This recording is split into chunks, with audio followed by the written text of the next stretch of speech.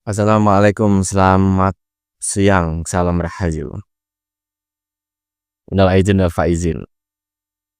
Jika ada salah kata, salah ucap, dan lain sebagainya, bisa mohon maaf. Kemarin, mungkin mendekati Lebaran, ada suara gaung dari Imam Jumbo. Soal katanya itu, aduh, itu beneran imam dong, enggak sih gitu loh. Itu beneran ulama atau tidak sih gitu loh. Itu beneran orang yang mencintai negaranya ini atau tidak sih gitu loh. Saya coba pelajari tentang pendidikan dia. Dia ini termasuk orang akademik. Tetapi kenapa antipati dengan kata-kata tes DNA? Yang dulu dia oke pakai itu, lalu kemudian haram. Gambaran video yang sudah tersebar itu nggak bisa dicabut itu sudah ada. Sampai sekarang masih banyak. Pas itu kemarin itu, bayangin saja pas puasa, dia berbicara semacam itu. Apakah benar dia itu sesungguhnya ulama atau apa gitu loh? Kalau cara berbicara semacam itu, apakah pantas menyandang dia itu ulama, pencerah? Itu cocoknya ya kata-kata semacam itu perang, seperti ancaman. Itu cocoknya ketua ormas yang hobinya suka tawur gitu. Cocoknya di situ.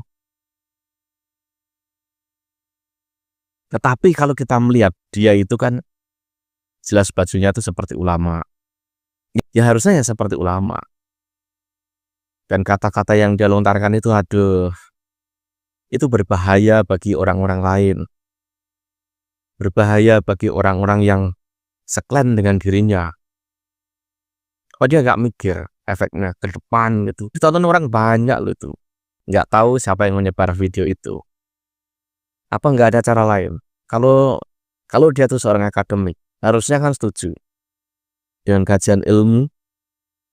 Kasus nasab itu kan kajian ilmu, ilmiah. Ya, harusnya dia di posisi itu, ilmiah. Ini loh karakter orang-orang akademik.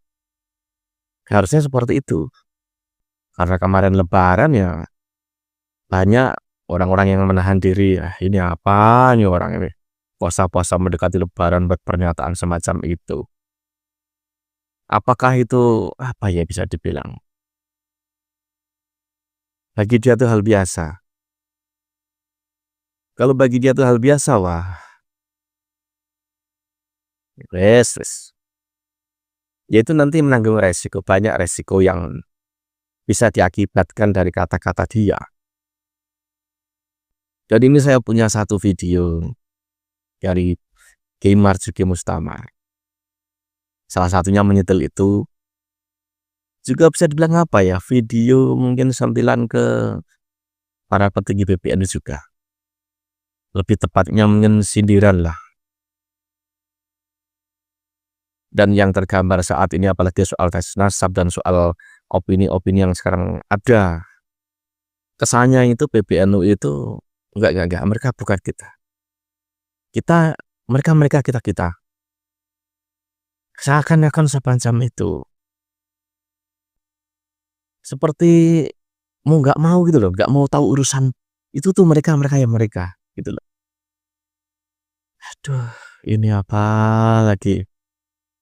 Ujang-gajing negara ini, alam ini yang bisa dibilang tidak baik-baik saja saat ini. Orang-orang yang di atas tuh harusnya itu punya amanah, mengemban amanah. Harusnya sebagai penerang, pencerah.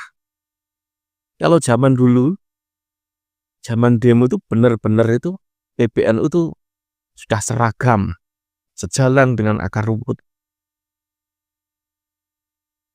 Kalau yang sekarang itu tidak. Ada saja orang-orang yang nggak percaya. Seakan-akan PBNU kemana, umat NU kemana. Ini yang seperti apa ya? Ya apakah ini tanda-tanda justru ada pemecah belahan di kaum Nahdliyin. Padahal harusnya jika tes nasab itu ditempatkan, ini loh peradaban ilmu, ini loh kajian ilmu, tek, ditaruh di meja ini loh. Ayo kita bahas bareng-bareng, bersama-sama, selesai.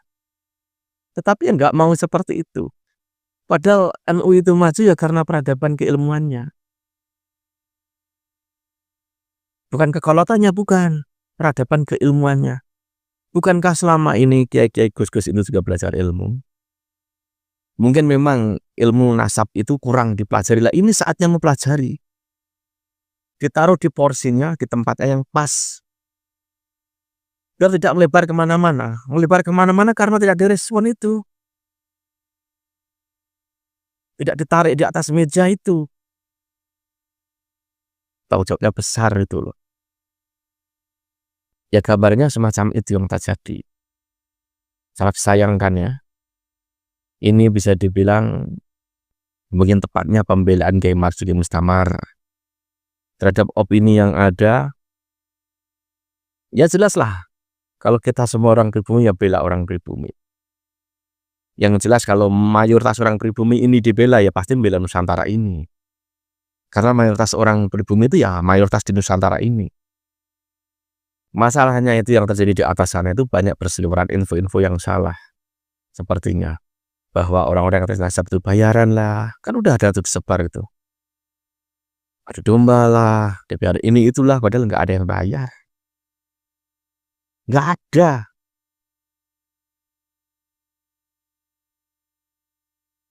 Itu berkat kesadaran masing-masing.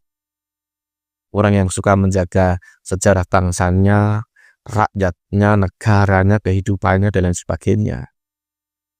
Tidak ada hubungan dengan apapun, politik apapun tidak ada. Ini ceramah dari Kiai Marsudi Mustamar ya ngaji kitab diselingi dengan hal yang hampir sama yang dibahas. Ini dia. Muhammad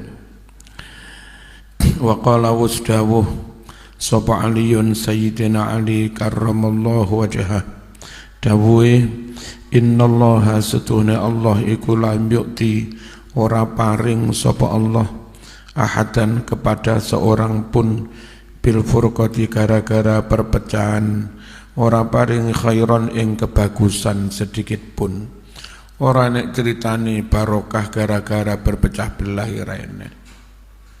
Ngono mau la minal awalin ora ono saking wong-wong zaman biyen wala minal akhirin lan yo ora ono saking wong-wong zaman akhir.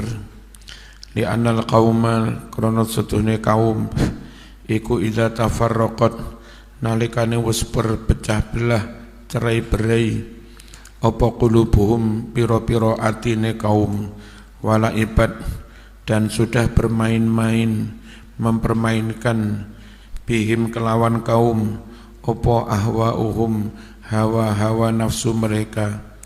Kalau sudah nuruti nafsu, emosi, ambisi, serakah fala yarawna maka mereka tidak lagi melihat lil manfaatil ammati bagi kemaslahatan umum, tidak melihat mahalan adanya tempat wala maqaman sama tidak ada posisi. Wong lek kadung nuruti nafsu serakah ambisi enggak ada pikiran sedikit pun tentang pentingnya kemaslahatan umum. Sing penting aku menang dan mesti ngerusak mesti ngerusak. Wala yakunu lan ora bisa dadi wala yakunun ora iso dadi ummatan muttahidatan umat yang bersatu bal akan tetapi ahadan sendiri-sendiri ijen-ijen kelihatannya bersatu tapi mereka bercerai-berai mujtami'ina halih berkumpul ajsadan secara fisik, secara jasmani, tapi mutafarriqina bercerai-berai, kuluban dalam hati, wa ahwaan dan keinginan.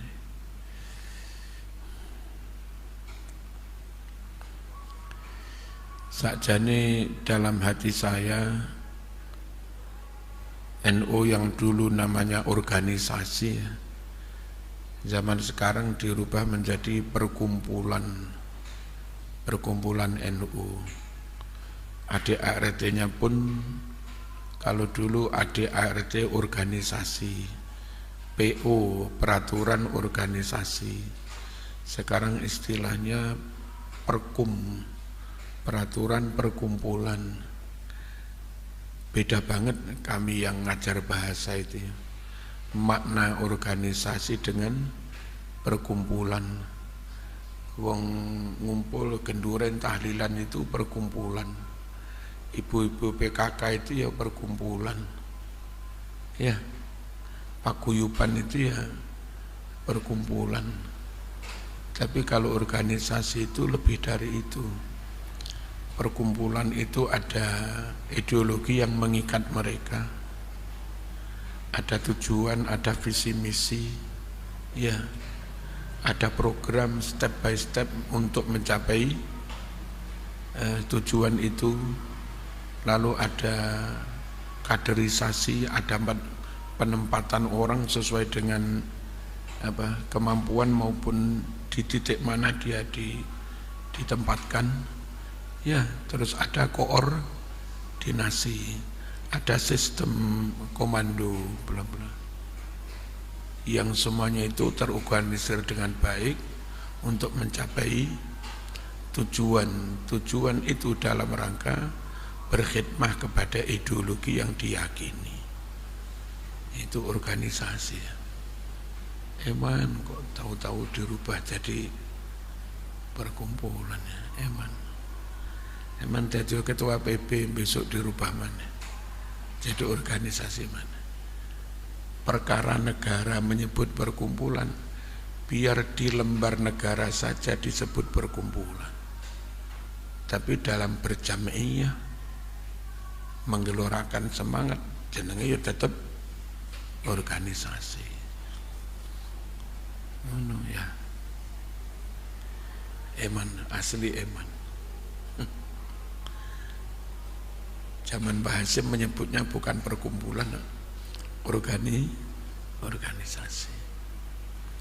Jadi NU berdiri sebagai organisasi. Nah, gitu. Masya Allah, kok ada masalah ini piye. Repot juga ketika di atas itu orang yang enggak jeli tentang penggunaan bahasa, makna bahasa.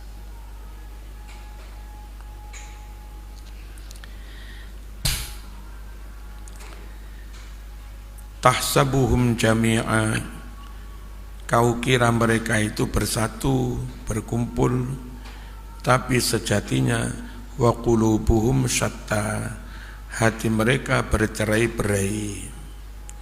Wasaru kama qila, jadilah umat yang bercerai-berai itu seperti yang dikatakan dalam pepatah. Jadi apa? Ghanaman mutabaddidah, bagai kambing yang kacau balau murat marit fi sahra, di padang rumput, di padang pasir. Ini penggunaan kata. Sekarang ada tokoh pejuang menjaga nasionalisme NKRI, menjaga situs-situs sejarah Indonesia, situs ulama, situs pahlawan, lagi digugat gara-gara itu begini, orang atau kaum yang suka ngakal-ngakali, ya, itu dalam Quran dulu kayak orang Yahudi yang suka ngakal-ngakali hukum, dilarang berburu ikan di hari Sabtu, Mereka memang tidak berburu ikan di hari Sabtu karena sabat Sabtuan, ibadah mereka Sabtu. Tapi mereka Jum'ah itu masang perangkap ikan di laut apa di sungai. Sabtu mereka ibadah, Ahad mereka ambil. Nah, intinya kalau menurut Quran kan kalau di hari Sabtu ikan itu banyak. Terus untuk menguji keimanan mereka, Allah perintahkan ibadahnya hari Sabtu. Akhirnya supaya tetap bisa menangkap ikan di hari Sabtu, Jum'ah perangkap ikan jaring sudah dipasang. Sabtu ikan pada nyangkut di jaring, Ahad mereka ngambil. Dengan begitu secara zahir mereka enggak mengambil ikan di hari Sabtu. Secara zahir enggak menyalahi hukum. Tapi ketika mereka ibadah di sinagog hari Sabtu itu, hatinya kelingan jaring yang ada di sungai tadi oleh para langun itu. Jasadnya di tempat ibadah, hatinya di sungai, di tempat jaring itu. Nah, dahulu orang yang suka ngakal-ngakali begitu. Kalau sekarang suka memalsukan situs sejarah makam, ya. Dulu kepada mereka Allah mensabdo jadi bedes, jadi monyet, kunu qiradatan khasiin. Nah, sebetulnya sebatas ngomong itu tentu juga enggak apa-apa. Enggak ada pihak yang perlu merasa dilecehkan. Karena memang Quran nyata menyebut orang Yahudi itu kayak monyet yang suka ngakal-ngakali. Nah, terus apa salah kalau sekarang atau kapanpun ada kaum, ada orang suka ngakal-ngakali juga, lalu diserupakan kayak orang Yahudi. Yang ini diserupakan kayak kambing. Orang bercerai-berai kayak kambing di padang rumput, terus bercerai-berai, ya mesti disergap serigala atau jadi jadi objek sasaran penjaraan oleh binatang-binatang buas. Binatang buas ke macan macam-macam langsung sergap. Nah, sing serigala enggak wani karo macan, menengai ya, nunggu barangkali ada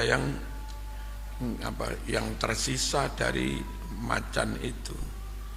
Sehingga umat yang bercerai-berai itu kayak kambing, bisa jadi jatuh ke tangannya perampas kayak macan, bisa jadi jatuh ke tangannya maling-maling yang nunggu mengambil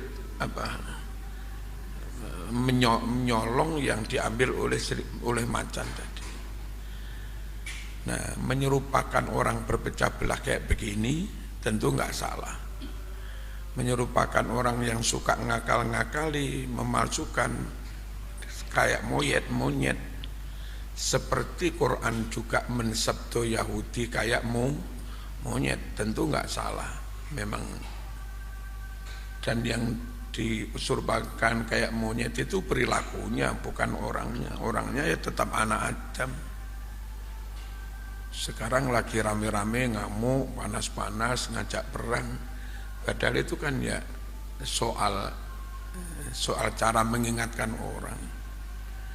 Lalu di Quran juga orang-orang Yahudi, Bani Israel, yang gaya kaya ulama-ulama ngalur ngidul nggo kitab sak pirang-pirang tapi gak paham, gak iso maca, gak iso nglakoni, itu diserupakan kayak khimar ya di Quran ini. Kama talil himari yahmilu asfaro. Tentu ibarat kayak begitu itu kalau sekarang dipakai juga enggak apa-apa. teko ning gaya tok ya kaya dokter-dokter. Tibake rada pekok gak ngerti ilmu, kayak khimar. Yang kayak begitu itu ya memang dulu Quran menyebutnya kayak khimar juga gitu loh. Dan kalau seperti itu kau tuduh pelecehan, masa Quran itu ya murui pelecehan. Quran itu menyebut begitu supaya kita itu beriktibar, ambil pelajaran, ambil nasihat dari peristiwa itu. Bismillahirrahmanirrahim. Jadilah ghanaman seperti kambing mutabadidatan yang morat-marit fi sahra di padang, kon ahata telah mengepung pihak kambing-kambing itu anwa usibak berbagai macam binatang buas. Fabaqauha muddatan, kalau sementara kambing-kambing itu tetap salimatan selamat. Kalau sekarang sementara selamat itu sementara saja, ditenono sak jam kas habis sampean. Aja santai-santai Mas, selamat itu sementara wae. Kalau enggak segera bersatu lagi, habis. Ya. Diambil berbagai partai, kader NU, lalu karena kader NU morat-marit di berbagai partai, antar kader NU tengkar karena kepentingan partainya beda. Kalau sementara mereka selamat, imma bisa jadi li'anna siba lam yasil ilaiha, bisa jadi karena binatang-binatang buas itu belum sampai ke kambing-kambing tadi. Wala budda min an yasil ilaiha, dan pasti tidak bisa tidak, pasti sampai yauman ma di suatu hari. Tinggal menunggu hari, aja santai Mas. Tenang orang apa-apa loh, tinggal menunggu hari Mas. Tetap ngene hancur-hancur. Wa imma bisa jadi li annasiba, karena binatang-binatang buas itu adathu al-muzahamah, saling berebut, saling berdesak, mendorong binatang-binatang buas itu ilal qital, untuk saling berperang membunuh bainaha, antar binatang buas itu. Jadi sekarang selamat, binatang buas belum datang, ya bisa jadi karena binatang buas tukaran dhisik. Nanti ada binatang buas yang menang, ada binatang buas yang kalah. Yang menang akan menyergap kambing-kambing itu, memangsa kambing-kambing. Yang kalah menengah ngenteni turani, nyolong kesempatan. Sehingga kambing-kambing yang berpecah belah itu tetap apes. Bisa jatuh ke tangan perampas, bisa jatuh ke tangan maling-maling itu. Tetap enggak baik. Fayaghlibu fariqun fariqun, sehingga satu kelompok binatang buas mengalahkan kelompok yang lain. Wa yasirul ghalibu ghasiban, binatang buas yang menang jadi perampas.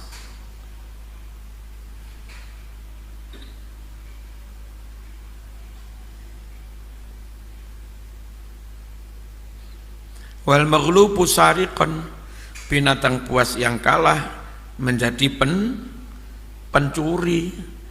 Terus gimana posisi kambing? Fataqaul ghanam baina ghasibin wa sariq. Ya. Sehingga kambing-kambing itu jatuhnya, posisinya ada di antara binatang buas yang siap menyergap atau binatang buas yang sekedar terima mencuri kambing itu. Apik boleh berpecah belah. Enggak apik, enggak. Fattafarruqu sababud dha'fi wal khidlan wal fasal fi jami'il aznan.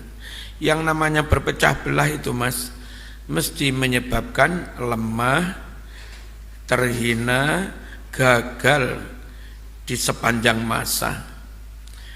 bal huwa majlabatul fasad, bahkan perpecahan itu mendatangkan kerusakan, wa matiyatul kasad, dan seakan perpecahan itu kendaraan yang menghantar pada lesunya ekonomi, lesunya perdagangan.